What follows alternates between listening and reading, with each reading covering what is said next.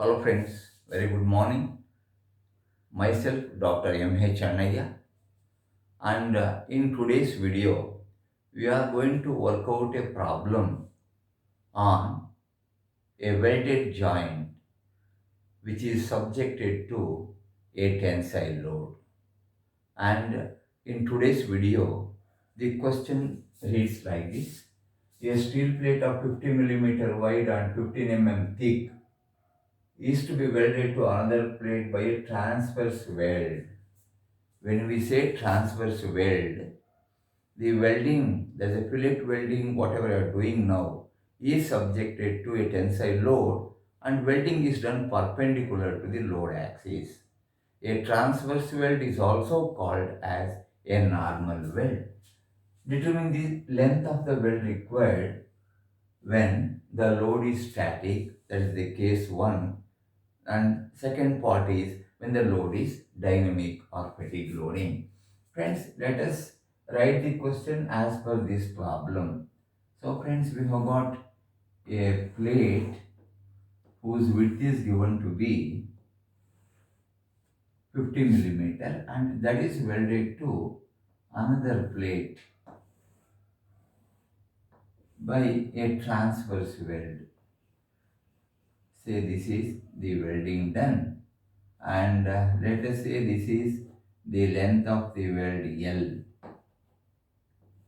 a fillet weld, and this is subjected to a tensile load P is equal to 25 kilonewton.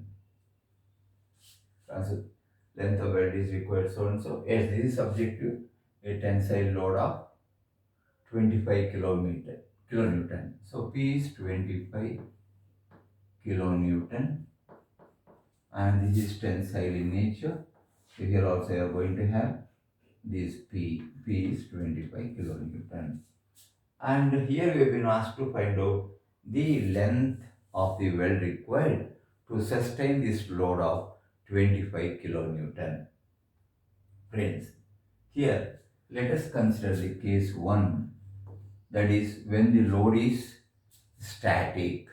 Friends, if you refer to the machine design data handbook, there is a formula which connects the length of weld to the tensile load the weld is subjected to, and it is given as sigma tensile stress in the weld is given by P divided by 0.707 H into L, where the sigma tensile is given as 110.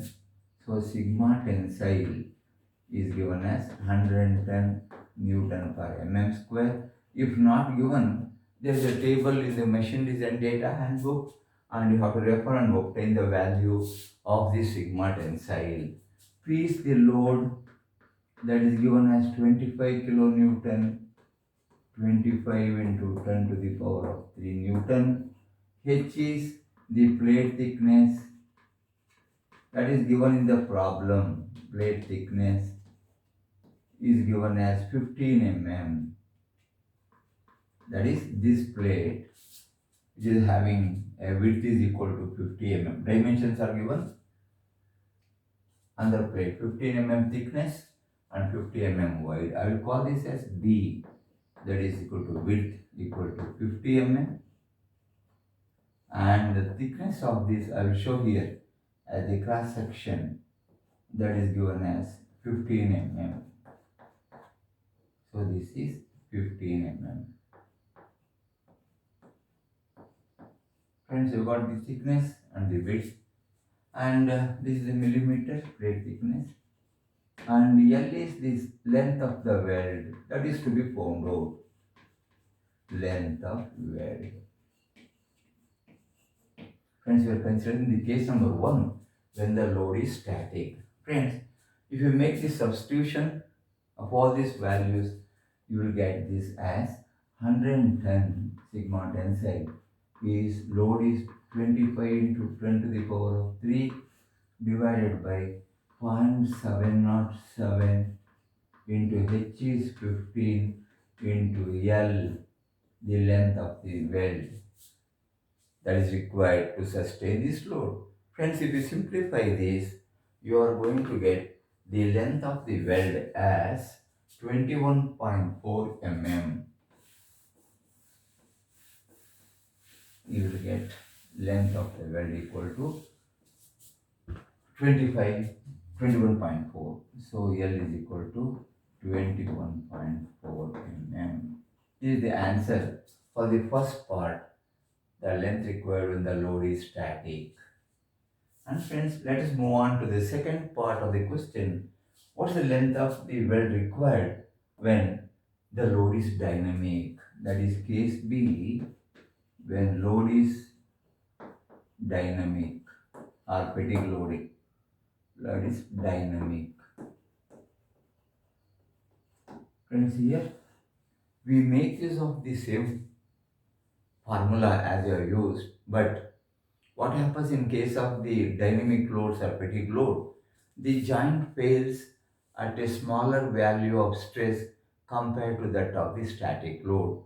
And in the machine design data handbook, you have the value of this fatigue stress concentration factor, and this is going to be a value 1.5 for the transverse loading.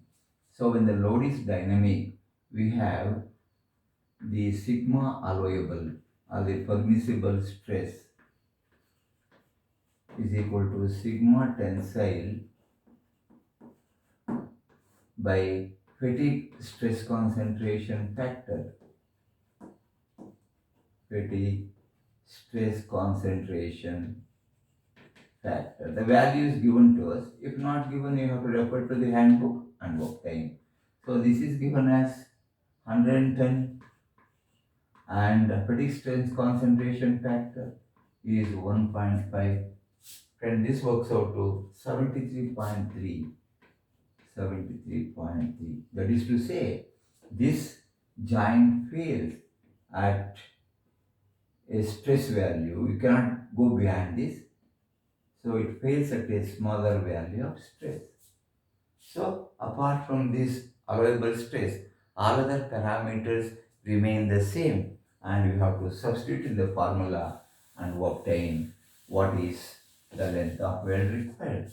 Friends, you will write again here sigma tensile or sigma allowable in this case is equal to P divided by 0.707 H into L, and this is 73.33. Just now you have calculated. P is 25 kilonewton to be converted to Newton divided by 0.707 into H is 15 mm, and to length to be found out, we'll get the value. So in case number 2, L is equal to a value 38.147, 38.147 mm. Friend, this is the answer for the first part, answer for the second part.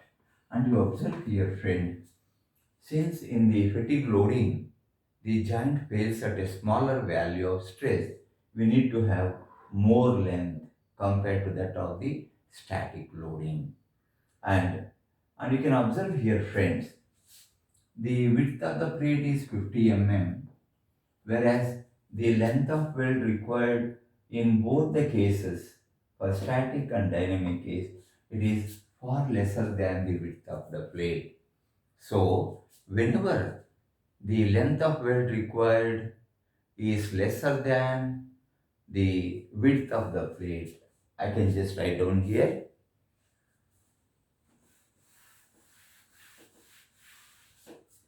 when L is lesser than plate width,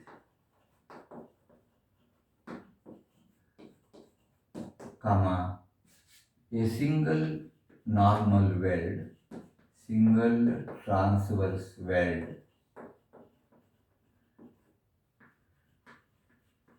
is sufficient to withstand load.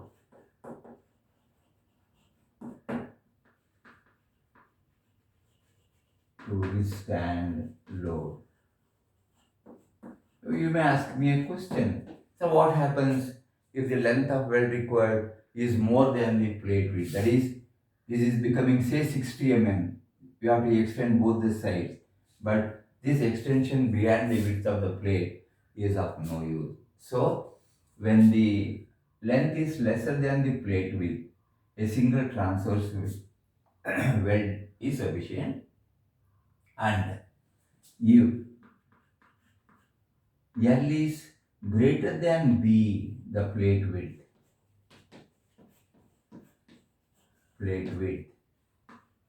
then friends, you will have to go in for double transverse weld. What do we do in double transverse weld? You got the welding done here. Again, on the bottom side of this also, we are going to have the weld. And whatever the length of weld you get, the total length is divided equally. Suppose 100 mm, sorry, 120 mm, 60 mm, sorry, say some length you get here, that is to be divided equally, and we are going to adopt a double transverse weld or a double normal weld.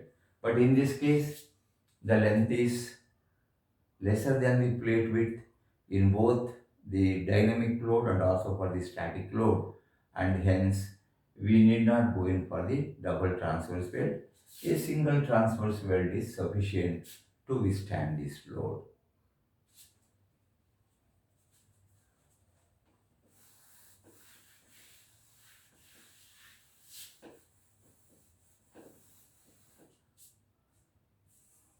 Friends, I hope the presentation was interesting.